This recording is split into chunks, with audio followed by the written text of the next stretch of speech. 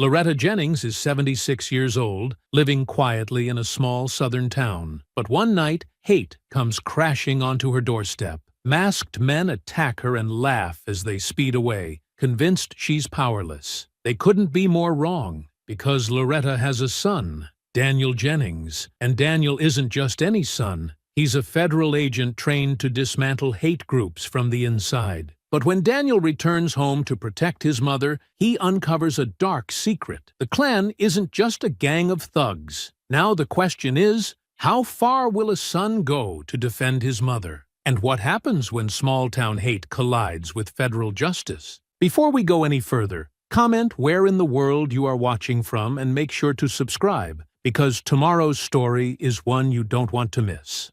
Loretta Jennings stepped out of First Baptist Church into the cool spring evening, her heart still light from the harmonies of choir practice. The familiar hymns lingered in her mind as she began her walk home, humming Amazing Grace under her breath. The setting sun painted long shadows across the cracked sidewalk, and a gentle breeze carried the sweet scent of blooming dogwood trees. Her comfortable walking shoes tapped a steady rhythm as she made her way down Mason Street. She'd walked this route hundreds of times over the decades, watching the neighborhood change around her while she remained constant, like the sturdy oak tree in her front yard. The thought of home brought a small smile to her weathered face. Her garden would need checking. The tomato seedlings she'd planted last week were just starting to peek through the soil. James would have been proud of how she'd kept up their home. Her late husband had built that house with his own hands back in '62, working evenings and weekends until every board was perfect. "A man's home is his castle," he used to say, "and my queen deserves nothing less." Loretta touched the gold wedding band she still wore, remembering his calloused hands and determined spirit. The streetlights began flickering on, one by one, casting pools of yellow light on the empty sidewalk. Most folks were home having dinner by now, but Loretta enjoyed these quiet moments. The solitude gave her time to think, to pray, to remember. Her arthritic knee ached a bit, but she kept her pace steady. Just 3 more blocks to go. The sound of an engine growling behind her broke through her peaceful reverie.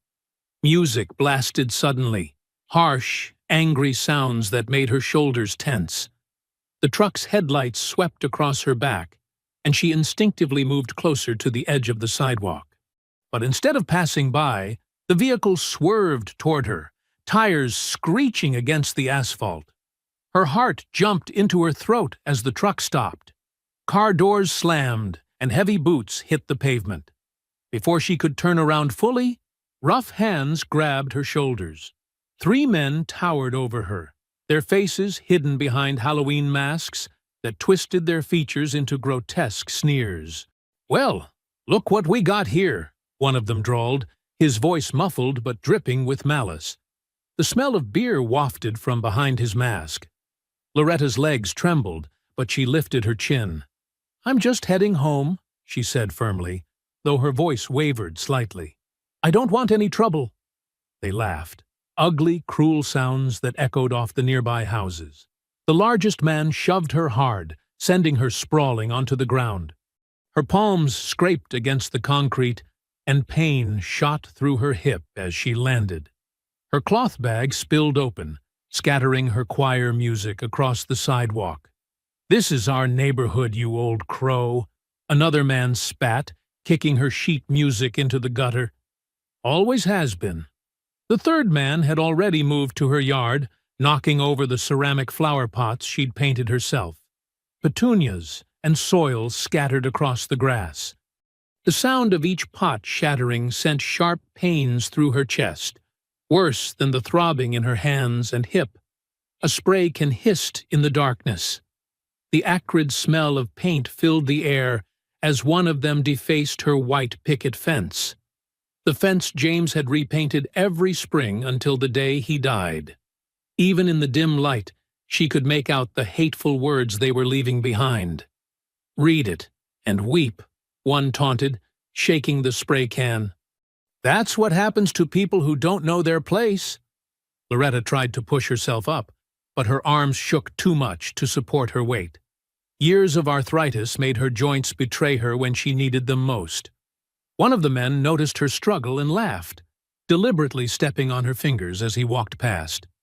"Look at her squirm," he said. "Like a bug that needs squashing." They circled her like wolves, their boots scuffing the pavement. More cruel words rained down, each one designed to strip away her dignity, to make her feel small and afraid. But somewhere beneath the fear, a familiar ember of defiance glowed. She'd lived through worse than these cowards in masks. She'd seen attack dogs and fire hoses, survived cross-burnings and midnight phone calls. The men kicked more dirt toward her, some of it landing in her gray hair.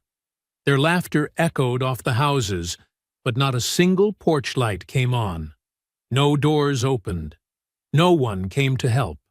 Finally, after what felt like hours but was probably only minutes, they tired of their sport.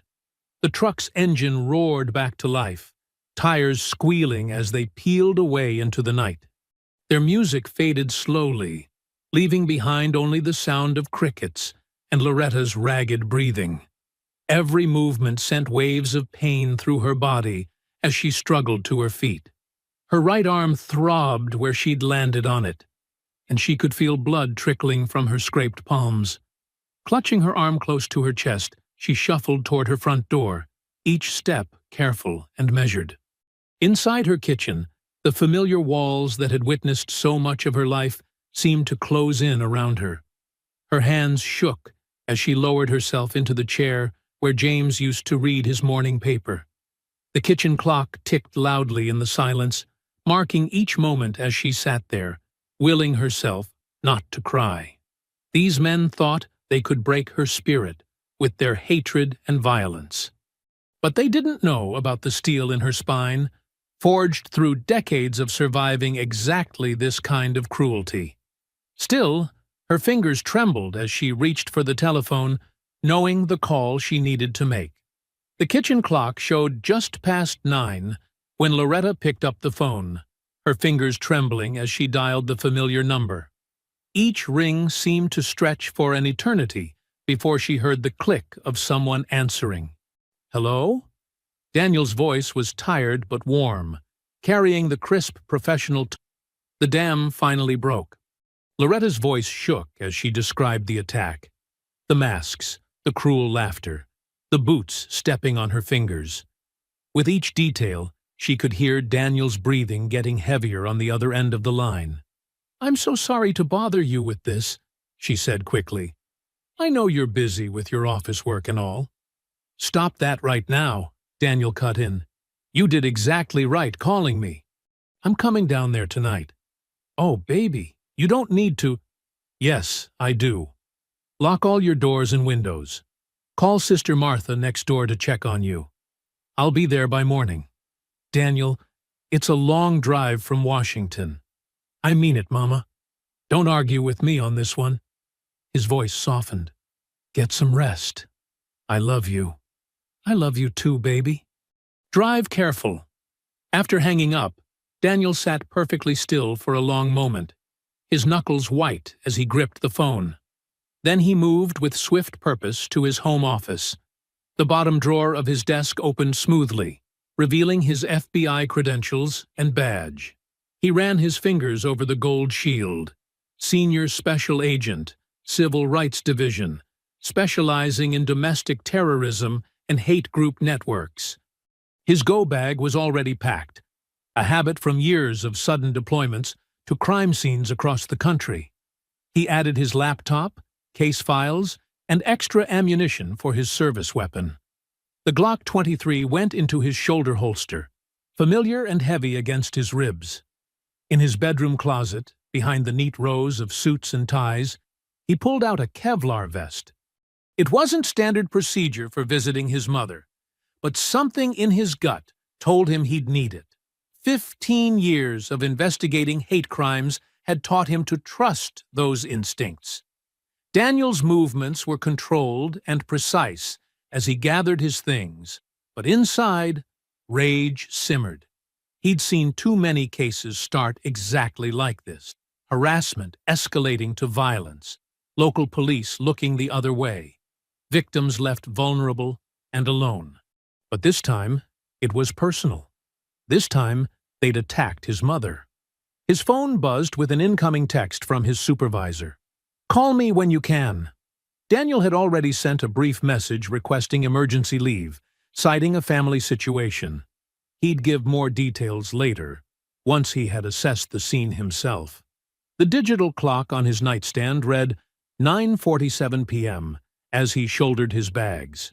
The drive would take at least 7 hours, longer if he hit traffic around Richmond. But he'd make it by dawn. Meanwhile, in her modest bedroom, Loretta knelt beside her bed, her aching joints protesting the familiar position. The quilt beneath her folded hands was one she'd made herself, each patch holding memories of happier times. "Lord," she whispered, "watch over my boy as he travels. Keep him safe on these dark roads." She paused, struggling with her next words. "And help me find forgiveness in my heart for those men. Though right now, I'm finding it mighty hard." Her nightgown was soft against the scrapes on her knees as she continued her prayers. The old house creaked and settled around her, its familiar sounds usually comforting, but now making her jump at every pop and groan of the floorboards. Sister Martha from next door had come over as soon as Loretta called, bringing arnica gel for the bruises and staying until Loretta had checked every lock twice. But now, alone in the growing darkness, the memory of those masked faces loomed large in her mind. Still, she kept praying, her voice barely a whisper in the quiet room. She prayed for peace, for protection, for justice. Most of all, she prayed for her son, not knowing that at that very moment, Daniel was loading his FBI-issued weapon and stepping out into the cool Washington night. The morning sun cast long shadows across Main Street as Daniel's black SUV rolled into town. Every familiar landmark seemed different now, tainted by what had happened to his mother.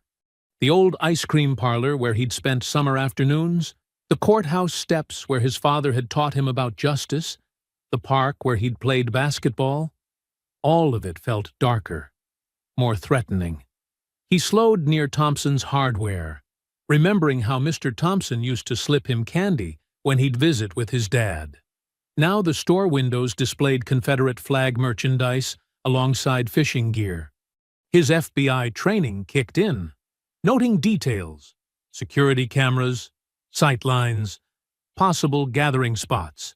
The neighborhoods hadn't changed much. Same neat rows of houses, same carefully trimmed lawns. But now Daniel noticed things his childhood self had missed. How the black families' homes were clustered together. How the nicest properties all belonged to white residents. The division wasn't by chance. His mother's street looked peaceful in the morning light. Too peaceful. Curtains twitched in windows as he parked. Mrs. Wilson next door, who'd lived there 30 years, quickly turned away when he looked over. The message was clear. They'd seen what happened, but no one had helped. Daniel's hands tightened on the steering wheel as he saw the fence. Even from here, the spray-painted slurs were visible, ugly black letters defacing the white pickets his father had maintained so carefully. He took several deep breaths, letting his training override his anger. Document everything.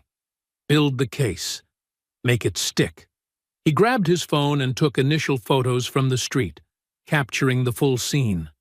The broken flower pots still lay scattered across the yard. Dirt spilled across the walkway. More evidence. More fuel for his rage. The screen door creaked as Loretta stepped onto the porch. She wore her Sunday dress, as if dressing up could armor her against what had happened. "Daniel," she called softly, "come on in before your coffee gets cold." His throat tightened as he saw her face clearly. The bruise on her cheek had darkened overnight, a purple stain against her brown skin. She held herself carefully, favoring her right side. But her head was high, her dignity intact. "Mama," he said, climbing the steps. He hugged her gently, noting how she winced slightly despite his care. "Why didn't you tell me sooner?" She patted his cheek. "Come inside first. Everything's better with coffee and biscuits." The kitchen was warm and bright, smelling of coffee and fresh-baked bread. Loretta had always fought darkness with light, hate with love. 2 cups sat ready on the checked tablecloth, steam rising in the morning sun. "Your arm's bothering you," Daniel said, watching her pour coffee. "We should get it checked out." "It's just sore, nothing broken." She sat across from him, her movements careful but determined. "I've had worse." "What do you mean, worse? Has this happened before?" Loretta sighed, stirring sugar into her coffee. "Not like last night, but there's been incidents. Started small at first. Missing mail. Garbage dumped in the yard.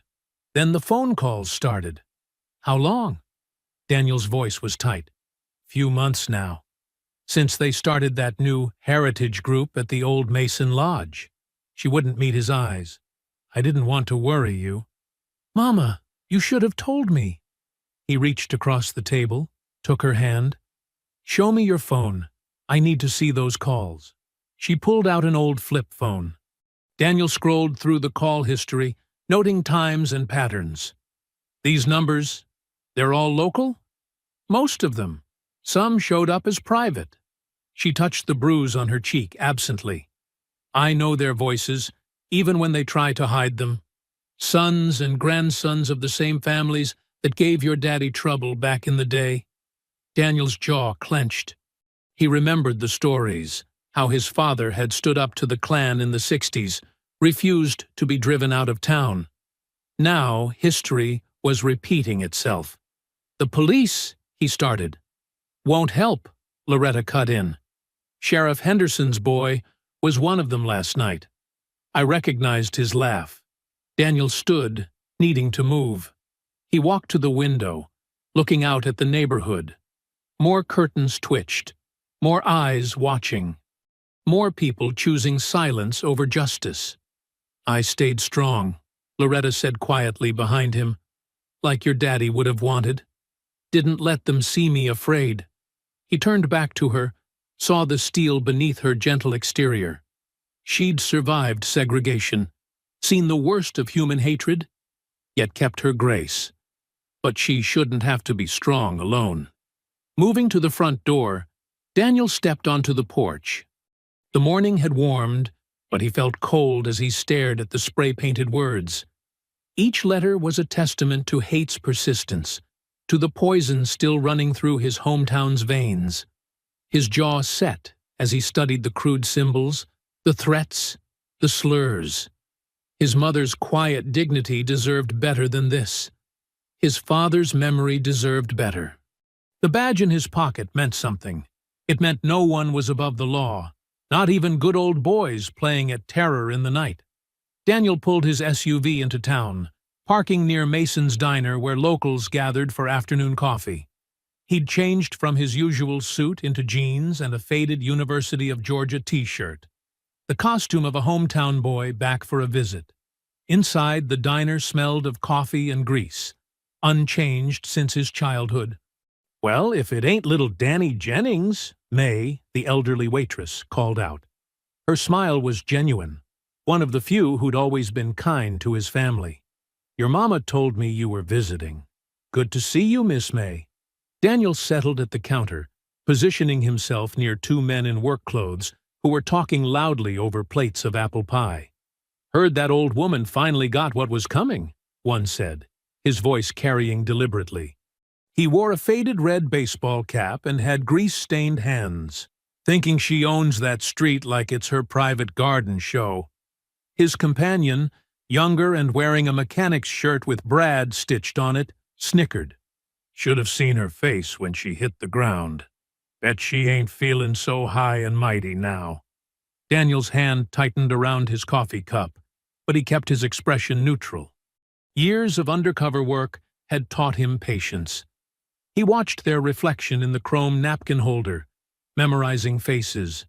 "Truck ran real smooth last night, Tommy," Brad continued, quieter but still audible. "That new muffler you put on made it nice and quiet for night work." "Speaking of work," Tommy stood, dropping cash on the table. "Gotta get back to the shop. Got a blue F-150 waiting on brake work." Daniel noted the detail, Tommy's auto repair. He'd passed it on the way into town. The men swaggered out, climbing into a lifted black Dodge Ram with custom wheels and Confederate flag stickers. Daniel committed the plate number to memory. After finishing his coffee, he drove to the sheriff's office, a squat brick building with peeling paint. Inside, the air conditioning hummed weakly against the afternoon heat. A dispatcher looked up from her crossword puzzle. "Can I help you?" "Need to speak with Sheriff Cutter about a vandalism case," Daniel said pleasantly. "He's in his office." She jerked her thumb toward a door marked Sheriff Roy Cutter in gold letters. The sheriff sat behind a cluttered desk, his bulk straining his tan uniform.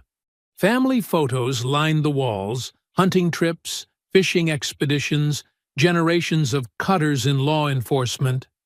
Daniel noticed a particular photo, Roy Cutter as a young deputy, standing proudly beside his father, the previous sheriff. "What can I do for you?" Cutter's smile didn't reach his eyes. "Daniel Jennings, sir." He kept his tone respectful. "Hear about what happened to my mother last night." "Ah, yes, the incident." Cutter leaned back, chair creaking. "Unfortunate business." "More than unfortunate. She was assaulted, her property vandalized with racial slurs." "Boys will be boys," Cutter shrugged. "Probably just some kids blowing off steam." "Kids?" Daniel's voice hardened slightly. "I was at Mason's diner just now. Overheard two grown men bragging about attacking an elderly woman. One works at Tommy's auto repair." "Tommy's good people," Cutter said dismissively. "Known him since he was knee-high. Besides, your mama can't identify who did it, being dark and all. Probably just imagined the whole thing." Daniel placed photos from his phone on the desk. The spray-painted fence, the bruises on his mother's face. "This look imagined to you?" Cutter barely glanced at them. "Could have happened any time. Could have done it herself for attention." His smirk grew more pronounced. "Some folks just like stirring up trouble where there ain't none." The implication hung in the air like poison. Daniel recognized the look in Cutter's eyes, the same look he'd seen in dozens of investigations. The smug certainty of power, of knowing the system would protect its own. "I'd like to file a formal complaint," Daniel said evenly. "Write it up if you want." Cutter gestured to a stack of forms. "But between us, your mama might want to consider moving somewhere more suitable. City folks tend to fit in better with their own kind." Daniel filled out the form methodically, knowing it would disappear into a drawer never to be seen again. He noted Cutter watching him, probably wondering if this would be the end of it. The sheriff's confidence was a weapon. He expected no consequences, no justice. Walking to his car, Daniel pulled out his phone and dialed a familiar number. Agent Sarah Martinez had worked with him on dozens of hate crime cases. She answered on the second ring. "How's your mama?" she asked without preamble. Daniel looked back at the sheriff's office, where Cutter stood in the window watching him leave. "The rot goes deeper than I thought," he said quietly. The lazy afternoon heat wrapped around him as he climbed into his SUV. Main Street dozed in the sun, looking peaceful and ordinary. But beneath the surface, hatred festered like a wound, protected by badges and tradition, passed down through generations. His mother's bruises were just the latest symptom of a disease that had never really gone away. He started the engine, watching Sheriff Cutter's reflection grow smaller in his rearview mirror. The man's dismissive smirk stayed with him, not just the arrogance of it, but the certainty. Cutter thought he was untouchable, protected by a system built to shield men like him. The road stretched out ahead as Daniel drove, his mind already mapping connections, gathering threads. His mother's attack wasn't isolated. It was part of a pattern, a continuation of old hatreds wearing new masks. But patterns could be traced, documented, exposed. Evening settled over Loretta's house like a heavy blanket. Daniel stood at the kitchen window, scanning the darkening yard, while his mother stirred a pot of her famous butter beans on the stove. The familiar smell of cornbread baking filled the air, but it couldn't mask the tension. "You don't have to keep watching, baby," Loretta said, her voice gentle. "Come help me set the table." Daniel reluctantly moved away from the window, but his eyes kept darting to the shadows outside. He'd positioned his SUV where he could see any approaching vehicles and set up discreet security cameras earlier, though he hadn't told his mother about those. "Just being careful, Mama." He pulled plates from the cabinet, the same blue willow pattern dishes she'd had his entire life. Some had small chips now, like battle scars from decades of family meals. Loretta pulled the golden cornbread from the oven, its aroma filling the kitchen with warmth. "Reminds me of when your daddy was alive," she said, setting it on a cooling rack. "Times weren't so different then, you know?" Daniel paused in laying out the silverware. "What do you mean?" "Oh, we had our share of trouble." She spooned butter beans into a serving bowl, steam rising in the kitchen's yellow light. "Summer of '82, some men didn't like that your daddy got promoted at the factory." First black foreman they'd ever had. She settled into her chair at the kitchen table, her movements slower and stiffer than Daniel remembered. The bruise on her cheek had darkened to purple. "They came by one night," she continued. "Threw bottles at the house, yelled awful things. But your daddy, he just stood on that porch, calm as could be. Didn't say a word. Just stood there until they ran out of bottles and courage." Daniel sat beside her, the memory of his father's quiet strength filling the space between them. "I remember him teaching me that standing up doesn't always mean fighting back." "That's right." Loretta reached for his hand, her skin papery, but her grip still firm. "He said dignity was something nobody could take unless you gave it away." They bowed their heads as Loretta said, "Grace," her voice steady despite everything. Daniel watched her face in the soft light, the lines around her eyes deeper than he remembered, but that same unwavering determination he'd always known. "Your daddy would be proud of you," she said, as they began to eat. "Following your own path, helping people who need it. I just wish I'd known what was happening here sooner." Daniel broke off a piece of cornbread, still warm. "Why didn't you tell me about the harassment?" Loretta sighed, stirring her beans. "You have your own life, your own battles. A mama doesn't want to burden her children. You're never a burden, Mama." Bright headlights suddenly swept across the kitchen windows, flooding the room with harsh light. Daniel was on his feet instantly, but before he could move, there was a sharp crack of breaking glass. A rock crashed through the window, sending shards skittering across the linoleum floor. "Get down!" Daniel pushed his mother toward the floor, shielding her as engine noise roared past the house. He caught a glimpse of taillights disappearing into the darkness. When the sound faded, Daniel carefully helped Loretta up. She was shaking, but her jaw was set firm. He retrieved the rock from where it had landed near the stove. A piece of paper was wrapped around it, secured with a rubber band. Daniel carefully unfolded the note. The message was typed in bold letters. "Leave or burn." "Cowards," Loretta whispered, staring at the broken window. "Just like their daddies and their granddaddies before them." Daniel pulled out his phone to photograph the rock and note. More evidence. Glass crunched under his shoes as he checked the security cameras he'd installed. The truck had been moving too fast for a clear shot of the license plate. "We should get you somewhere safe," he said, turning back to his mother. "Just until I can—" "No." Loretta's voice was quiet but iron hard. "This is my home. Your daddy built it with his own hands, put in every nail, every board. I watched him do it." She looked around the kitchen, at the familiar walls that held 40 years of memories. "I'm not leaving." Daniel sat back down beside her, taking her hand in his. The kitchen felt different now, the broken window letting in the night air, their dinner getting cold on the table. But his mother's grip was steady, her spine straight despite her trembling. "Your daddy stood his ground," she said softly. "Now it's our turn."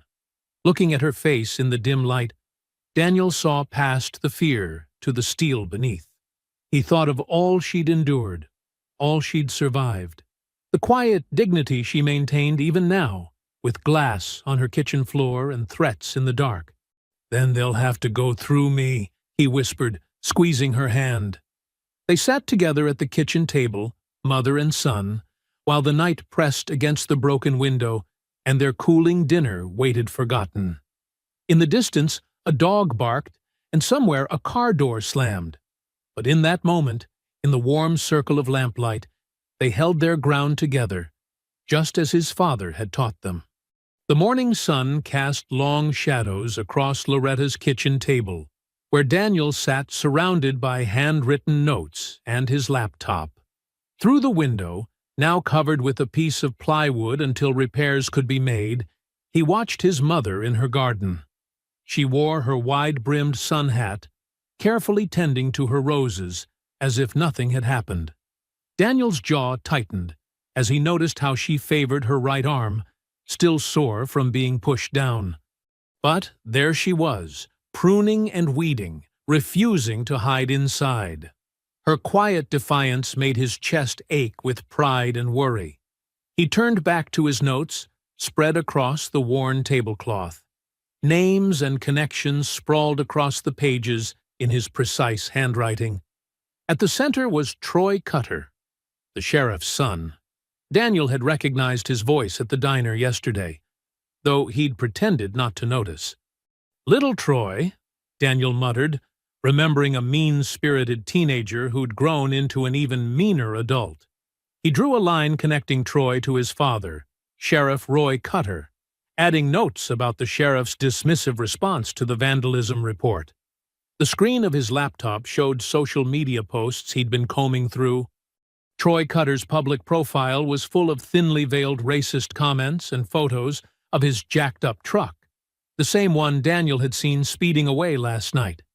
In one picture, Troy stood proudly next to Mayor Wilson's aide, Blake Thompson, both wearing hunting gear and holding rifles. Daniel added Thompson's name to his chart, drawing another connection.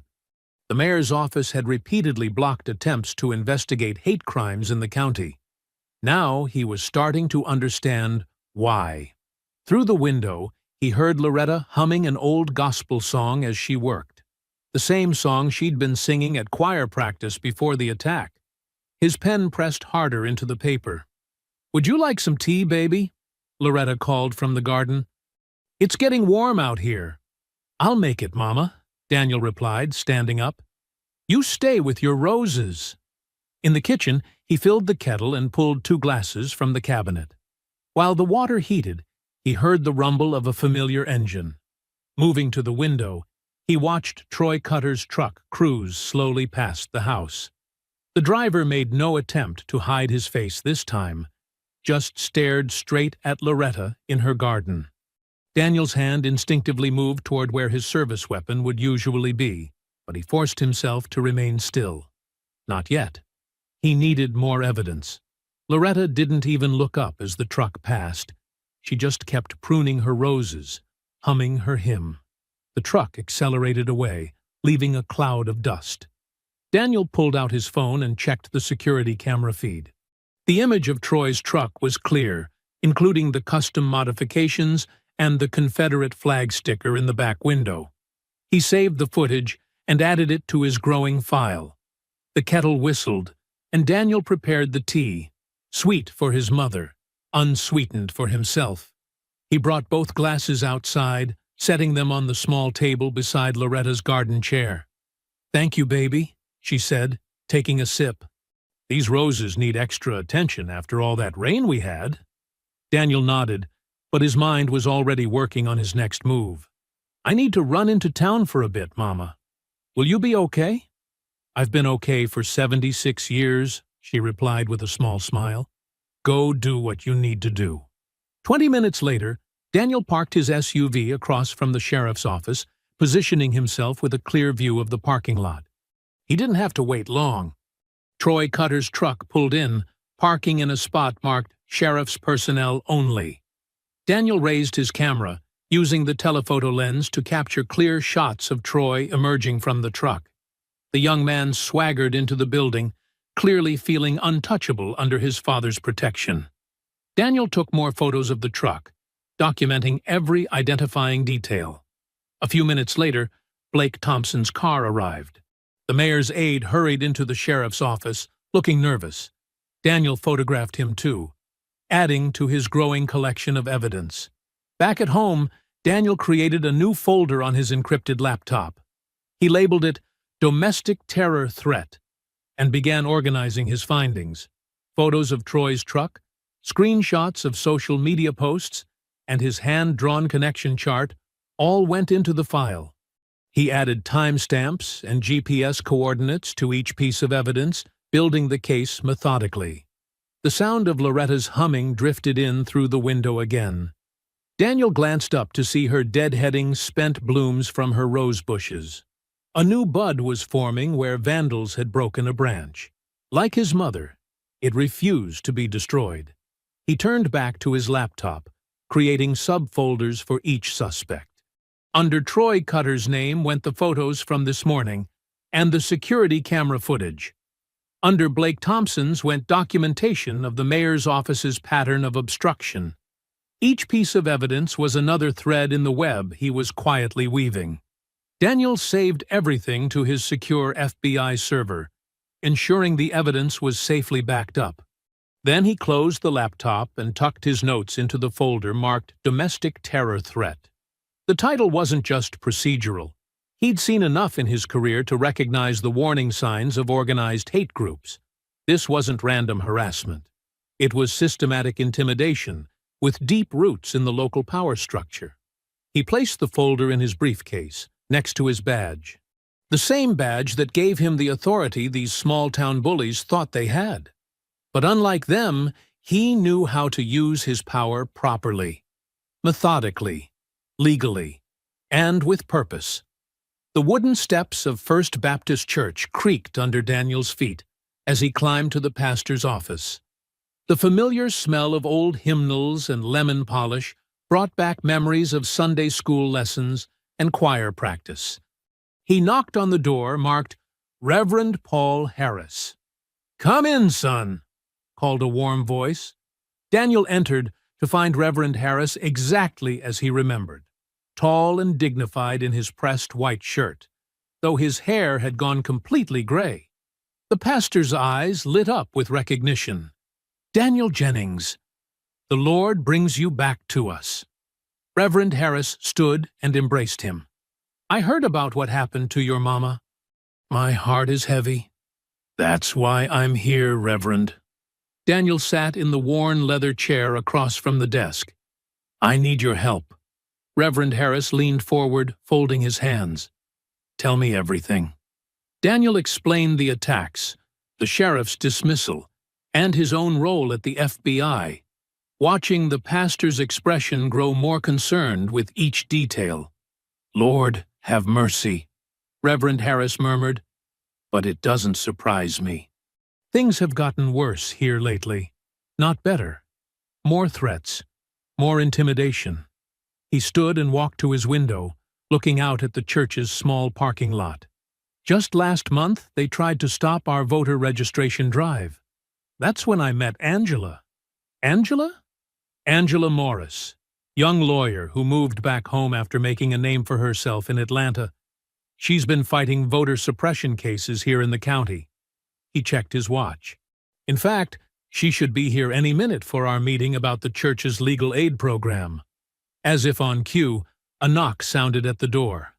A woman in her early 30s entered, wearing a crisp blazer and carrying a leather briefcase. Her natural hair was pulled back neatly, and her eyes were sharp and alert. "Angela, perfect timing," Reverend Harris said. "This is Daniel Jennings. His mother, Loretta, was attacked by the same people we've been dealing with." Angela's handshake was firm. "I heard about that. I'm so sorry." She sat down, setting her briefcase beside her. The sheriff's office claimed there wasn't enough evidence to investigate. "The sheriff's son was one of the attackers," Daniel said quietly. Angela's eyes narrowed. "That explains a lot." She pulled out a legal pad. "I've been documenting similar incidents. Threats against black business owners, vandalism at minority churches, mysterious fires at homes where we held voter registration events. What Angela's not saying," Reverend Harris added, "is that she's received threats herself. But she won't back down." "Can't afford to," Angela replied. "My grandmother marched for voting rights on these same streets. I won't let them undo all that progress." Daniel studied them both. The young lawyer's determination, the pastor's steady wisdom. Here were allies who understood what was at stake. "I need to be careful how I proceed," Daniel explained. "This is potentially part of a larger investigation. Everything has to be by the book." "Of course," Angela nodded. "I can help document incidents, gather statements from victims who've been afraid to come forward, all properly witnessed and notarized. And I can be a point of contact," Reverend Harris added. "People trust the church. They'll tell me things they won't tell law enforcement." "But discretion is essential," Daniel emphasized. "If the wrong people find out I'm FBI, it could compromise everything." "Your secret is safe," Reverend Harris assured him. "We know how to be careful." Angela pulled out her business card and wrote a number on the back. "This is my personal cell. Call any time, day or night." They spent the next hour sharing information, Angela's legal cases showing patterns of intimidation, Reverend Harris's list of incidents reported to the church, Daniel's observations about local power structures. Each piece added to the larger picture of organized hatred hiding behind badges and offices. "One more thing," Daniel said as they wrapped up. "My mother. She's vulnerable out there alone when I'm working. Could some church members—" "Say no more," Reverend Harris smiled. "We'll set up a rotation. Someone will always be nearby, watching out for her. Sister Loretta won't even notice." "Thank you." Daniel's voice was rough with emotion. "Both of you. We're in this together," Angela said firmly. "Your mother's case could be the key to exposing everything. We just have to build it carefully." The sun was setting when Daniel pulled into his mother's driveway. Loretta sat on her porch in the fading light, a shawl around her shoulders. The broken window above had been patched, but the ugly spray paint still marked her fence. "How was your day, baby?" she asked as he climbed the steps. Daniel sat beside her in the other rocking chair. "I met with Reverend Harris and a lawyer named Angela Morris." "Angela? Sweet girl. Does good work." Loretta rocked slowly. "They're going to help?" "Yes, Mama. But I need you to know, things might get worse before they get better. These people, when they feel threatened, they lash out harder." Loretta reached over and patted his hand. "I'm not afraid, Daniel. The Lord didn't bring me this far to falter now." She gazed out at her garden, where the roses still bloomed despite their rough treatment. "And I'm not alone anymore." "No, Mama." Daniel squeezed her hand. "You're not alone at all." The evening air had grown heavy with humidity, as crickets chirped their nightly chorus. Inside Loretta's living room, a single lamp cast a warm glow over her weathered Bible. Her fingers traced the familiar verses of Psalms, finding comfort in ancient words of protection and deliverance. Daniel stood at the kitchen window, watching his mother read while he dried the dinner dishes. The peaceful scene made his jaw clench, knowing what lurked beyond these walls. the hatred that threatened this simple moment. He set down the dish towel. "Just going to check the car, Mama," he called softly. "Make sure everything's locked up." Loretta nodded without looking up, her lips moving silently over the scripture. The floor creaked beneath Daniel's careful steps as he moved through the house. The porch light illuminated the front yard in a pale yellow circle.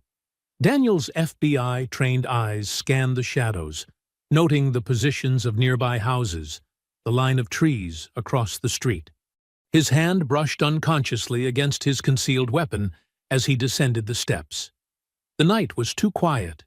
No dogs barking, no distant voices or TV sounds from neighboring homes. Just silence and watching eyes behind drawn curtains. Daniel circled his car slowly, checking underneath with his flashlight, examining the tires and doors for signs of tampering. An engine rumbled in the distance. Daniel straightened, every sense alert. The sound grew louder, accompanied by muffled laughter and music. The bottle arced through the darkness like a meteor, end over end, trailing flame. Daniel's shout of warning was drowned by the crash of breaking glass.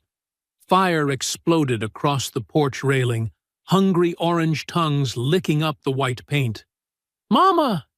Daniel sprinted for the garden hose, yanking it free. "Stay inside!" But Loretta was already at the screen door, her Bible clutched to her chest. Her scream pierced the night as another bottle smashed against the house's foundation, spreading liquid fire. Daniel aimed the hose, his hands steadied despite the adrenaline coursing through him. Steam hissed as water met flames. The acrid smell of gasoline and smoke filled his lungs.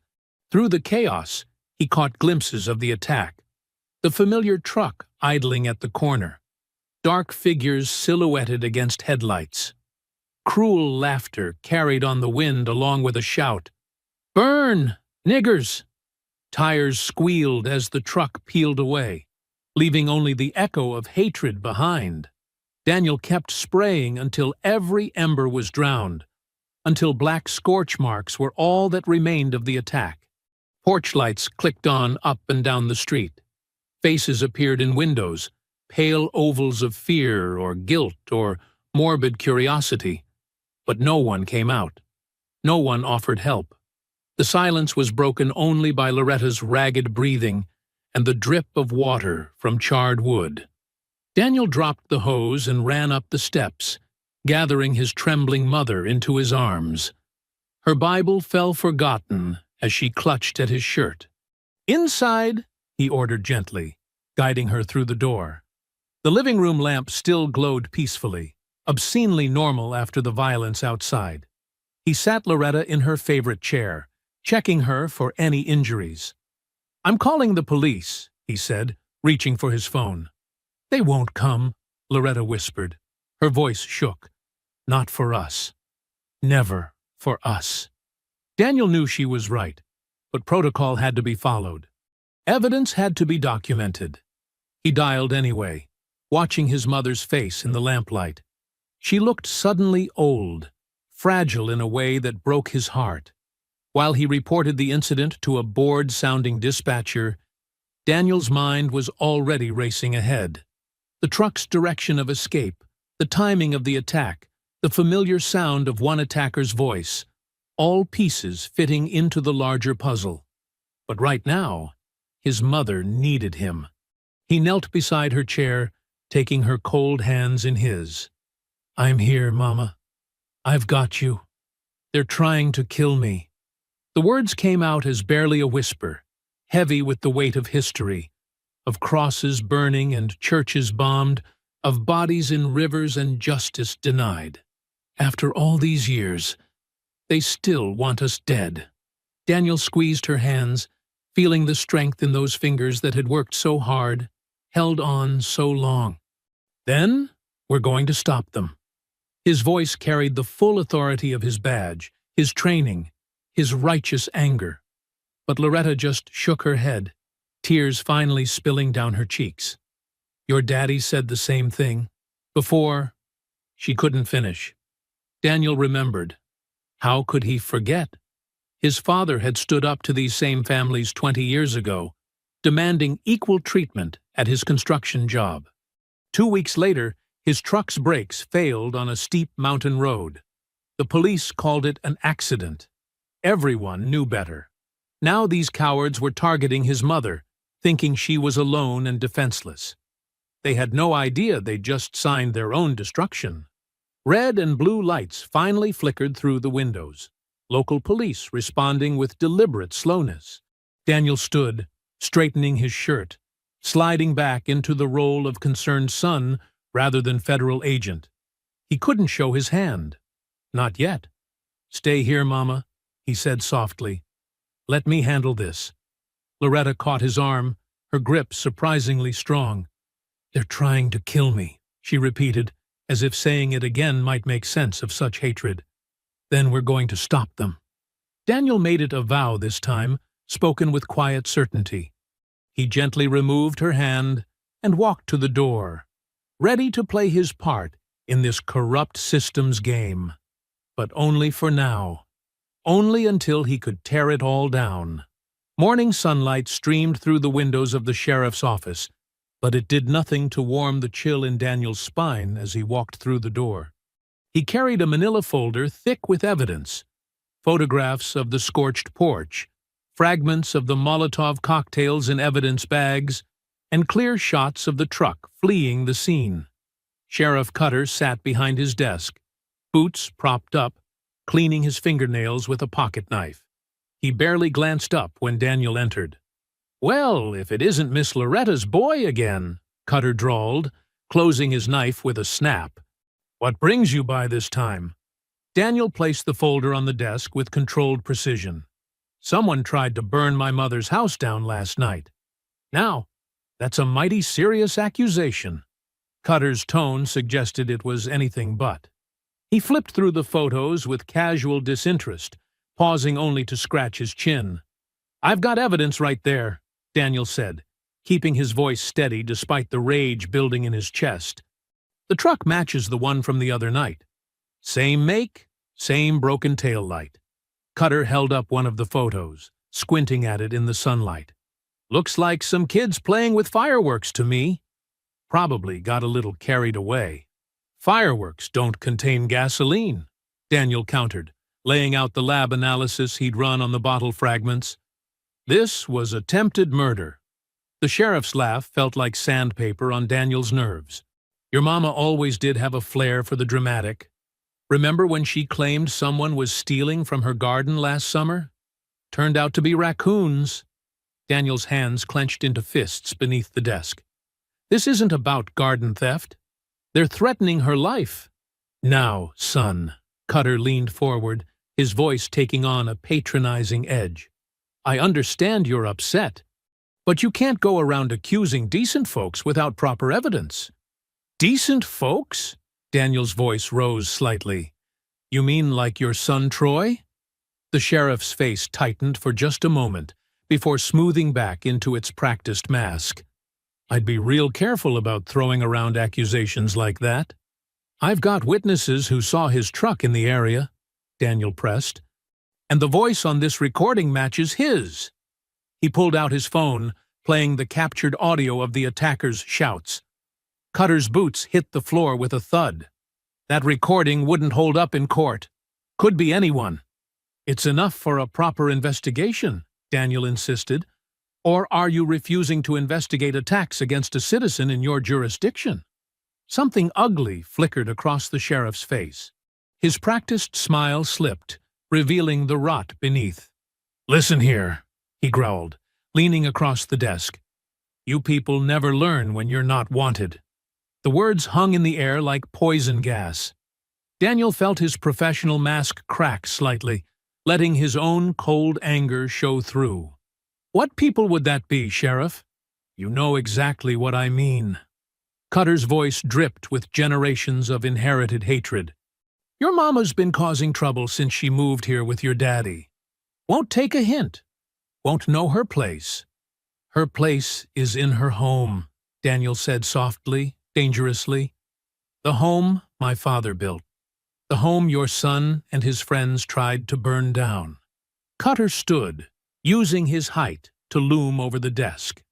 You got no proof of that. And even if you did, ain't no judge in this county gonna take the word of a...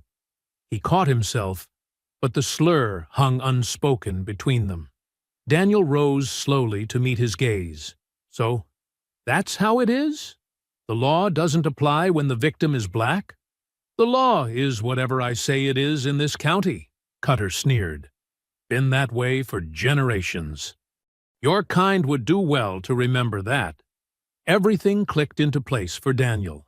The dismissed complaints, the ignored evidence, the pattern of harassment.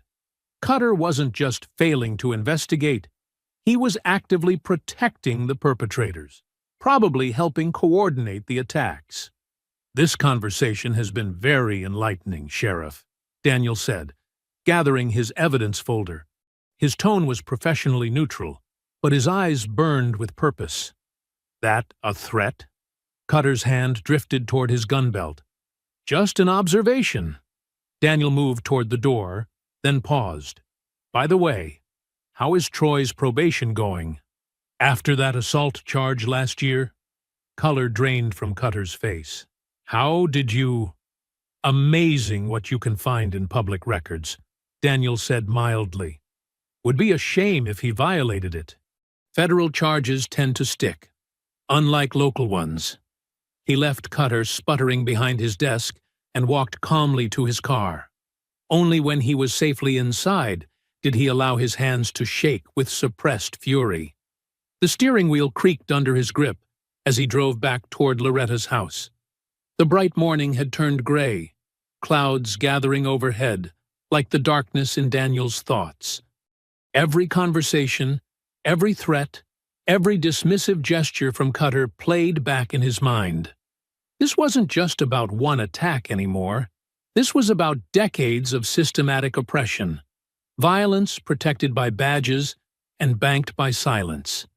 He pulled into Loretta's driveway, noting the fresh scorch marks on her porch. Taking out his phone, he dialed a familiar number. Jenkins, his FBI supervisor answered on the second ring. Daniel watched a neighbor quickly close their curtains as he spoke. Sir, I'm going to need authorization for a covert sting. The morning sun cast long shadows across Loretta's driveway as Daniel adjusted the hidden camera in his car's dashboard. His fingers moved with practiced efficiency, checking angles and connections while keeping one eye on the street. 2 days had passed since his confrontation with Sheriff Cutter, and the tension in the neighborhood felt like a wire pulled tight, ready to snap. Through the kitchen window he could see Loretta moving with purpose, her hands deep in pie dough. The sweet scent of apples and cinnamon drifted out to where he worked. She'd insisted on baking for the church fundraiser despite everything, saying evil wouldn't stop her from doing good. Just like Mama, Daniel muttered to himself, a mix of pride and worry in his voice. He tested the camera's feed on his phone, making sure it captured clear images of anyone approaching the house. Inside, Loretta hummed an old gospel tune as she crimped the edges of her third pie. Her movements were precise, practiced over decades of baking. But Daniel noticed how she kept glancing at the windows, how her shoulders tensed at every passing car. These supplies won't get themselves, Daniel said, stepping into the kitchen. The warmth enveloped him, along with memories of countless childhood moments spent watching his mother bake. You sure you'll be okay for 30 minutes? Loretta waved her flour-dusted hands. Lord knows I've survived worse than being alone for half an hour. Her smile was brave, but didn't quite reach her eyes. Besides, I've got my pies to tend to. Keep the doors locked, Daniel insisted, checking his phone one more time. I've got the cameras running, and Reverend Harris is just 2 minutes away if you need him. Go on now, Loretta shooed him toward the door. Can't have a proper fundraiser without proper supplies. She adjusted her favorite blue shawl around her shoulders, the one Daniel's father had given her on their last anniversary before he passed. Daniel hesitated at the door, something nagging at his instincts. I'll be quick as I can. "The Lord watches over me," Loretta assured him, turning back to her pies. The kitchen timer dinged, and she moved to check the oven. The screen door creaked shut behind Daniel as he walked to his car. The neighborhood seemed unusually quiet. No children playing, no dogs barking, just the occasional whisper of curtains moving in windows as neighbors peeked out. He'd barely turned the corner when a mud-splattered truck crept down Loretta's street. 3 men in hunting masks jumped out, moving with practiced coordination that spoke of planning rather than impulse. Inside, Loretta heard heavy footsteps on her porch. Before she could reach the phone, the door burst open. She knocked over a cooling rack in her desperate scramble toward the back door, sending an apple pie crashing to the floor. "Help!" she screamed, but rough hands grabbed her. One of the men pressed a cloth against her mouth, while another tied her arms. Her blue shawl slipped from her shoulders as they dragged her toward the door. Across the street, Mrs. Peterson heard the commotion and peeked through her blinds. Her face went pale at the sight of masked men manhandling her elderly neighbor. For a moment, her hand hovered over her phone. Then, with a sharp snap, she closed the blinds and turned away. The truck's engine roared to life. Loretta struggled against the rope binding her wrists, but the men shoved her onto the truck's floor. One of them laughed, a young, cruel sound she recognized from the previous attacks. "Shouldn't have gotten your boy involved, old woman," he sneered through his mask. The truck peeled away, leaving only tire marks and silence. Daniel pulled into the driveway 12 minutes later, arms full of baking supplies. The first warning sign was the door standing wide open, swaying slightly in the breeze. His FBI training kicked in instantly. He dropped the bags and drew his weapon, moving cautiously toward the entrance. "Mama!" he called out, scanning for threats. No response. The kitchen was a scene of disruption that told its own story. An overturned cooling rack. Pie fillings splattered across the floor like dark blood. The oven still humming with heat, holding what would be Loretta's last batch of pies for the fundraiser. "No, no, no," Daniel whispered, clearing each room with growing desperation. He found her shawl crumpled by the door, blue fabric twisted as if it had been yanked away in a struggle.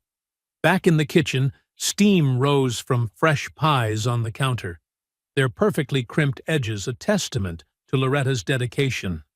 The timer buzzed insistently, calling for pies that would never be removed. Daniel switched off the oven with trembling hands. He picked up her shawl, pressing the soft fabric between his fingers. It still smelled like her, vanilla extract and the lavender soap she always used. His professional calm cracked for just a moment as he held it to his face. "I swear, I'll bring you back, Mama," he whispered into the empty kitchen, where cooling pies marked the moment when everything changed. The neighbor's curtains twitched again, and Daniel's jaw tightened. He had seen Mrs. Peterson's face in the window earlier. She had watched it happen. Done nothing. The same pattern of silent complicity that had protected racists in this town for generations. But this time would be different. This time, the wrong people had started a war. Daniel's fingers flew across his phone screen, pulling up the GPS tracking data he'd secretly installed on Troy Cutter's truck 2 days ago. His hands shook with barely controlled rage, but his FBI training kept his mind sharp and focused. Come on," he muttered, watching the blinking dot move across the digital map. The signal showed the truck had headed north out of town, toward the old logging roads, before stopping abruptly. Likely where they'd switched vehicles. He speed-dialed Angela Morris, the young lawyer who'd been helping gather evidence. "Angela, I need everything you have on property holdings for the Cutter family, especially anything remote." "Already on it," she replied, papers rustling in the background. "Sheriff Cutter's brother owns 3 parcels out past the county line. One of them has an old tobacco barn." Daniel's phone buzzed with another call. Reverend Harris. He switched lines quickly. "Reverend?" "Daniel, I just heard from Brother Marcus." He was driving his delivery route and saw three men in masks forcing someone into a different vehicle, a blue van, up by Old Miller Road. They were heading toward the Willow Creek area. Daniel's pulse quickened. Willow Creek was near one of those Cutter properties. What time exactly? About 40 minutes ago. Marcus was too scared to call it in to the sheriff's office, but he knew to tell me. The Reverend's voice grew tight with concern. Daniel, they were rough with her, but she was fighting back. Pride and fear tangled in Daniel's chest. Of course his mother would fight, just like she'd fought every injustice thrown at her over the years. I'm going to need your help, Reverend. Can you meet me at the quick stop on Route 16 and bring that map of the old logging roads you mentioned? I'll be there in 15 minutes, Reverend Harris promised. I'm praying for Loretta. Daniel grabbed his tactical vest from the car trunk and strapped it on under his jacket. He checked his service weapon and spare magazines, then pulled out a secure satellite phone. His call to FBI Special Agent Thompson was brief and coded. Asset compromised, local corruption confirmed, requesting tactical support at these coordinates. He rattled off the location of the barn. Maximum deniability needed. Teams already rolling from the Atlanta office, Thompson replied. 1 hour out. Be careful, Jennings. Don't engage alone if you can help it. The Quick Stop's parking lot was empty, except for Reverend Harris's ancient Buick, when Daniel pulled in. The older man stood waiting with a folded paper map and a thermos of coffee. Brother Marcus drew the route here, Harris said, spreading the map on Daniel's hood. His finger traced a winding path. The old Cutter barn is here, deep in the woods. There's a back way in through the logging road. Daniel studied the map intently, memorizing every turn and landmark. Reverend, I need you to do something else for me. Go to the sheriff's office. Make a big show of filing a missing persons report for my mother. Keep Cutter distracted. You think he's involved directly? I know he is. Daniel's voice was cold. His son's truck was used in the kidnapping. He's either helping coordinate or looking the other way. Either way, I need him occupied while I move in. The Reverend gripped Daniel's shoulder. Your daddy would be proud of how you're handling this. He always said justice would come to this town someday. Daniel thought of his father, who'd faced down night riders and burning crosses without flinching, who'd taught him that courage wasn't about not being afraid, it was about doing what's right, despite the fear. Thank you for everything, Daniel said quietly. But if this goes bad, get my mother's story out. Make sure people know what happened here. Nothing's going bad, Harris insisted. The Lord didn't bring you home just to fail now. Daniel checked his watch. The FBI team would be approaching the county line soon. He needed to scout the location before they arrived, find the best approach routes, confirm his mother was there. The sun was sinking toward the horizon as he drove the back roads, headlights off, using the dying light to navigate. The old logging road was barely more than a track through the woods, branches scraping against his car's sides. Every bump and turn brought back memories. His father teaching him to drive on roads just like this, showing him escape routes in case the clan ever came calling. Always have a plan, his dad would say. And always remember, evil folks count on good folks being too scared to fight back. Through the trees, Daniel caught glimpses of the old barn's dark shape against the darkening sky. He killed the engine and coasted to a stop, using natural cover to hide his vehicle. His heart pounded against his tactical vest as he checked his weapons one final time. A faint light flickered inside the barn, probably lanterns, since the building had no electricity. He could make out two vehicles parked behind it. The blue van from Brother Marcus's description, and a newer pickup truck he recognized as belonging to one of Mayor Wilson's campaign donors. Through his scope, he counted 3 armed men patrolling outside. Their casual postures suggested they felt safe, hidden out here where they'd terrorized black folks for generations. They had no idea a trained federal agent was watching, or that a tactical team was inbound. Daniel touched the photo of his parents he kept in his vest pocket. His father standing proud in his Sunday suit, his mother beaming in her blue shawl, the same shawl now lying crumpled on her kitchen floor.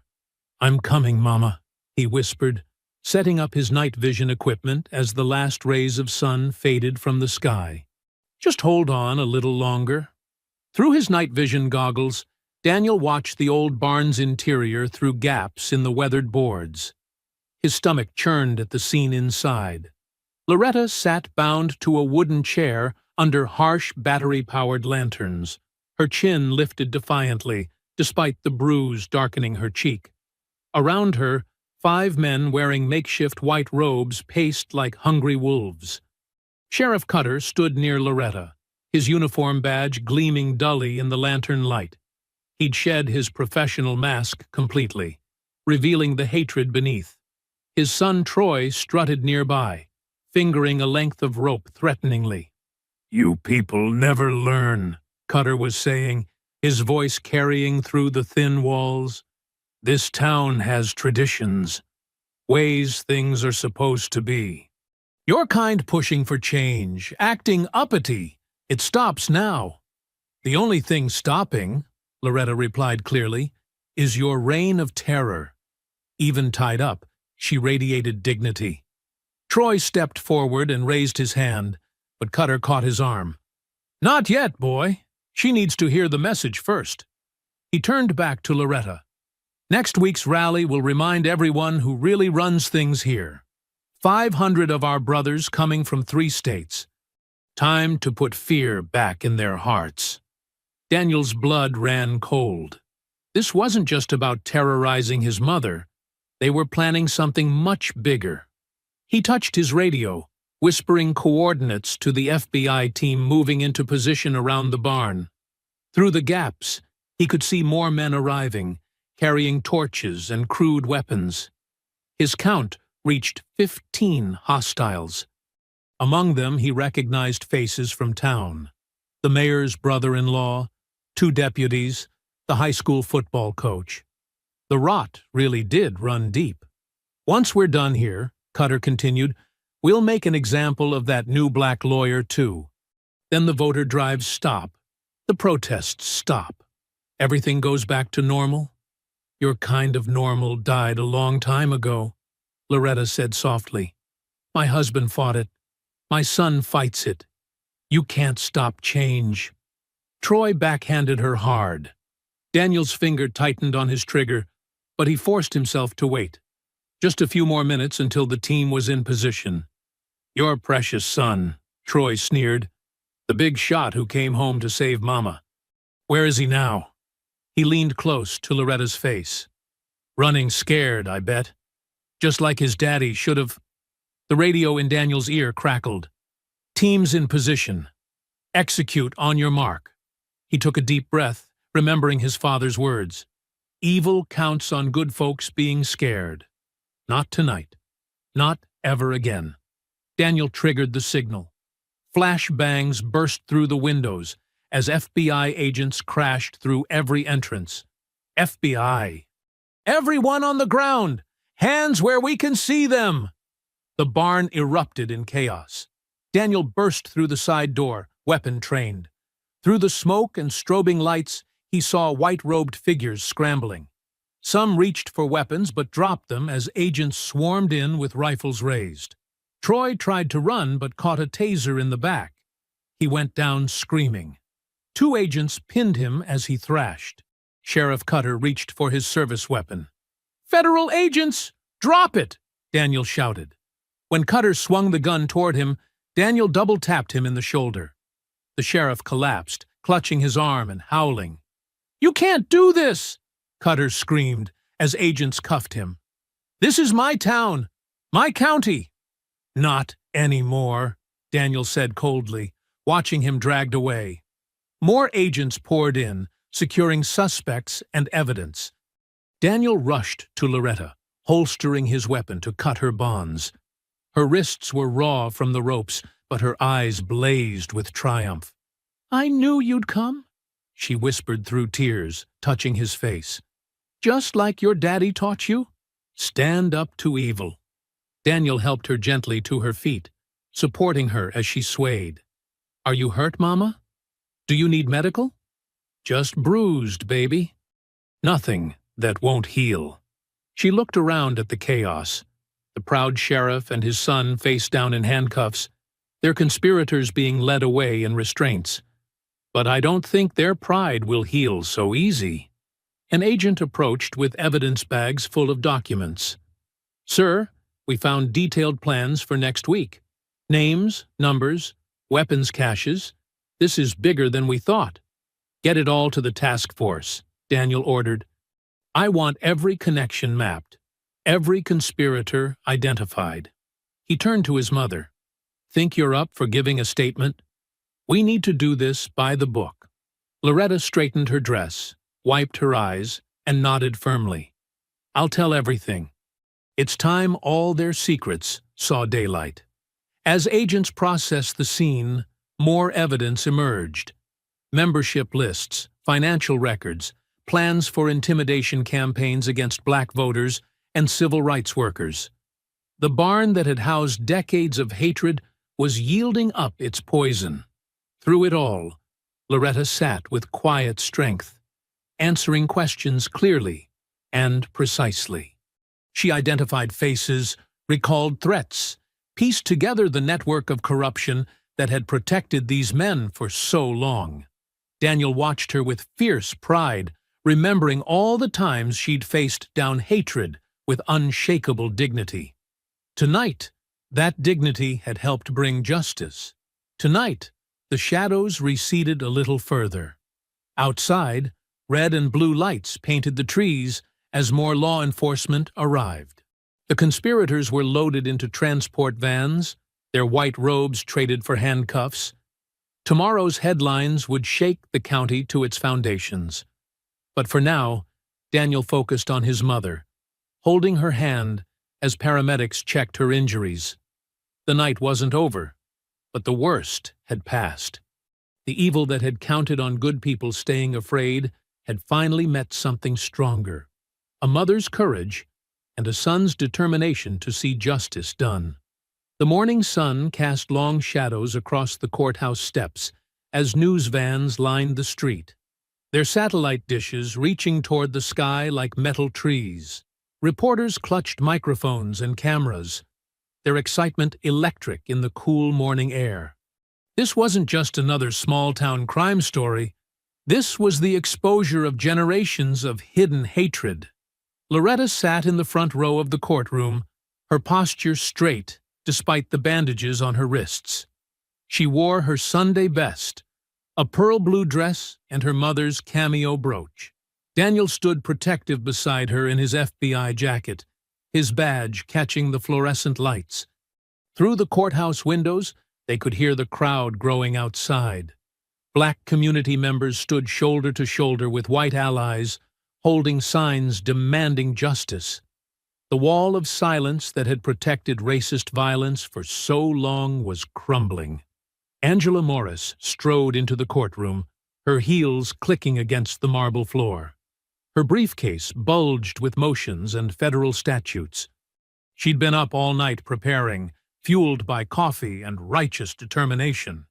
She nodded to Loretta and Daniel before taking her place at the prosecutor's table. "All rise," the bailiff called out.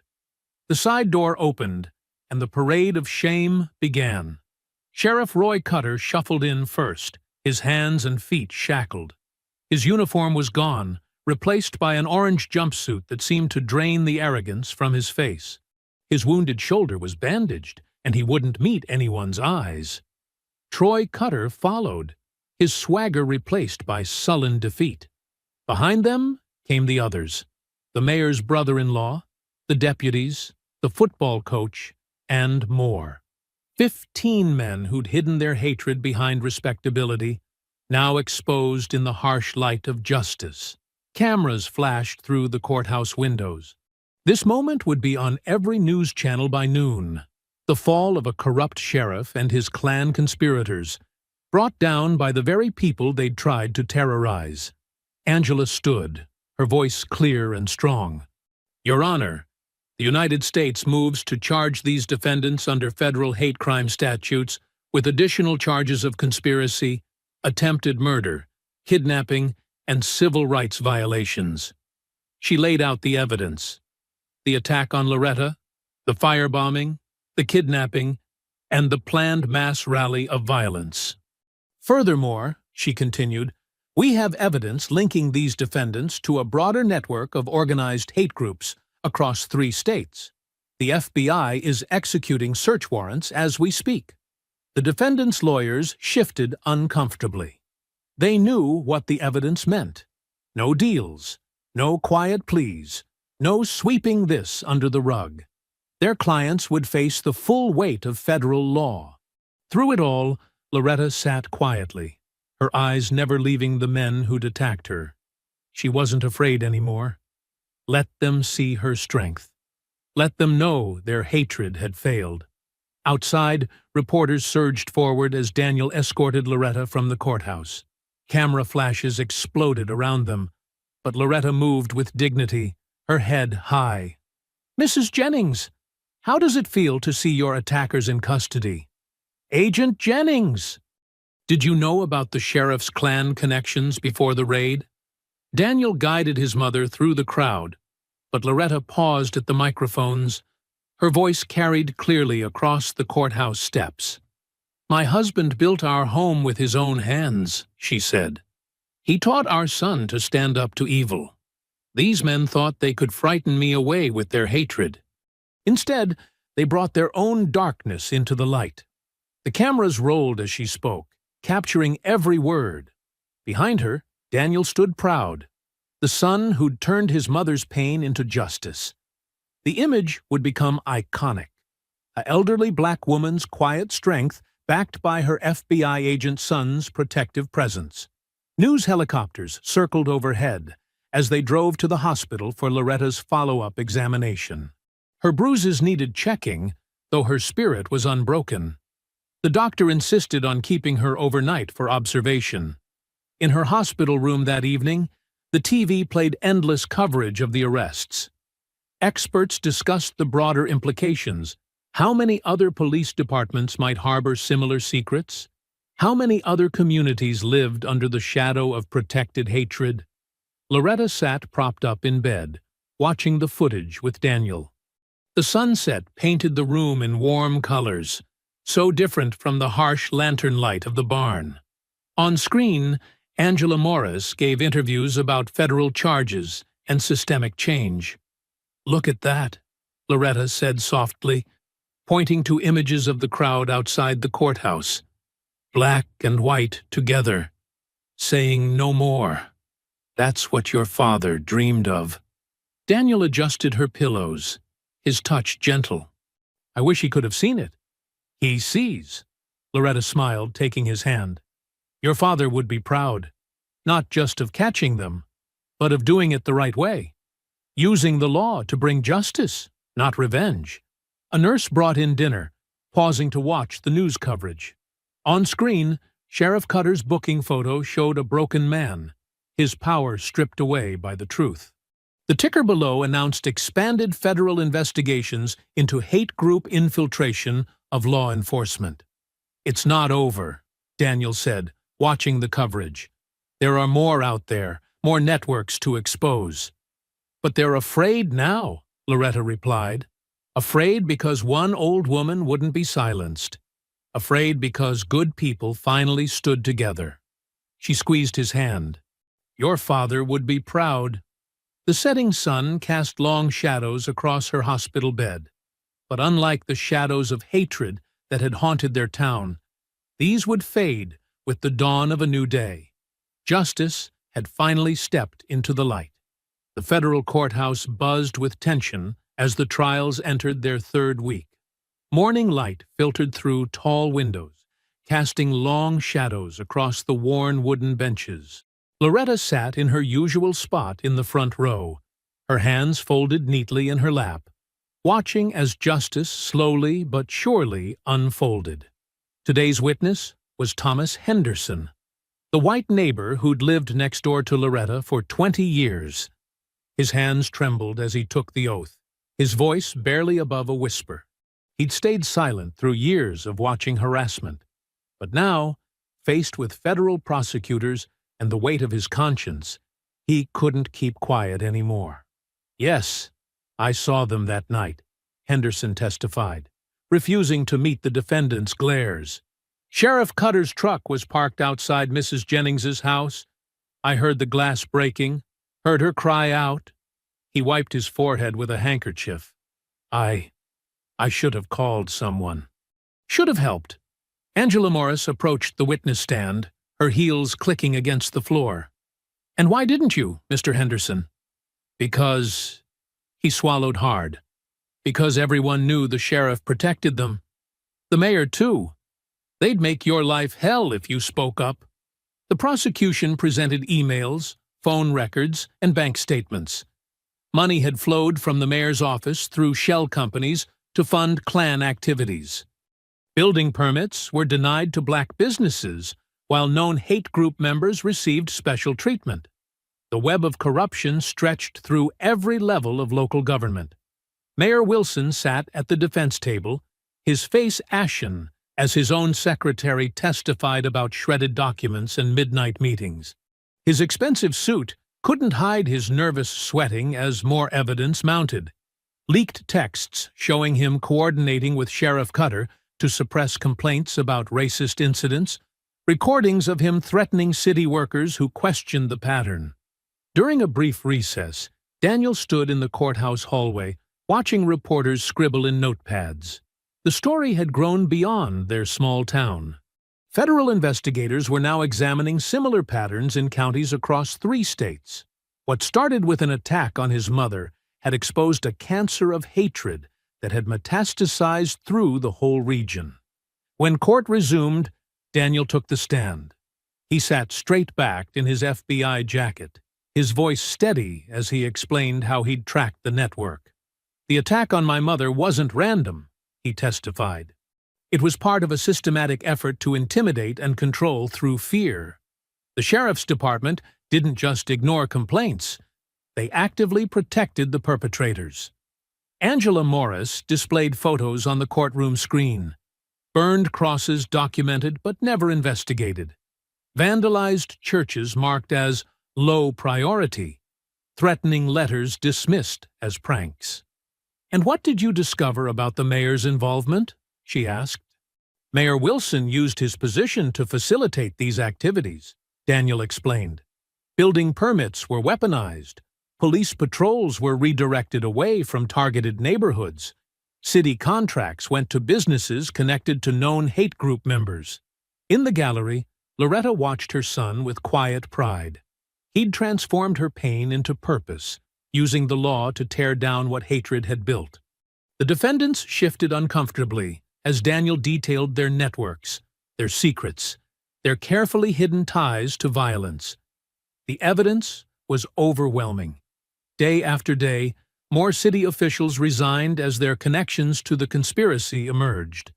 The morning paper ran daily updates on new indictments, new investigations, new revelations of how deep the corruption went. When the prosecution rested, the defense attorneys barely mounted an argument.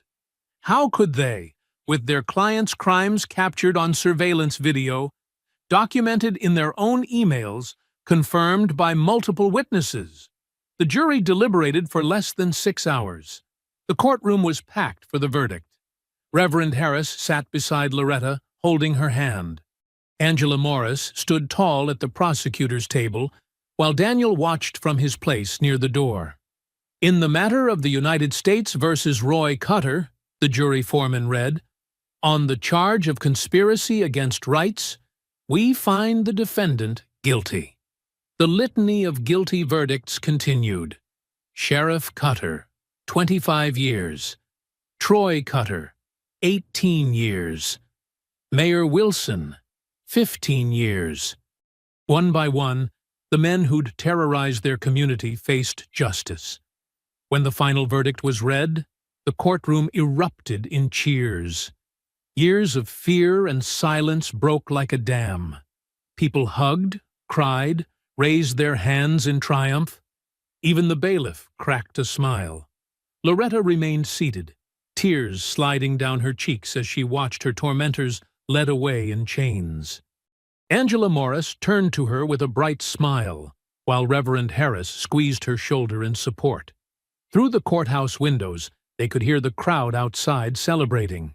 News helicopters circled overhead, broadcasting the moment to the nation. This wasn't just about one town anymore. It was about breaking the grip of hatred everywhere it festered. "You did it, Mama," Daniel said softly, coming to sit beside her. "Your courage made this happen." "We did it," she corrected him, taking his hand. "All of us together. That's what it takes to beat hatred. People standing together in the light." The afternoon sun streamed through the high windows, touching everything with gold. In its warm glow, Loretta watched as the last defendant was led away. Their power was gone, their networks exposed, their reign of terror ended. The courtroom gradually emptied, but Loretta sat a moment longer, feeling the weight of history in this place. How many others had waited decades for such justice? How many had never seen it at all? She said a silent prayer of thanks, both for this victory and for the strength to have endured until it came. I hope you enjoyed that story. Please like the video and subscribe so that you do not miss out on the next one. In the meantime, I have handpicked 2 stories for you that I think you will enjoy. Have a great day.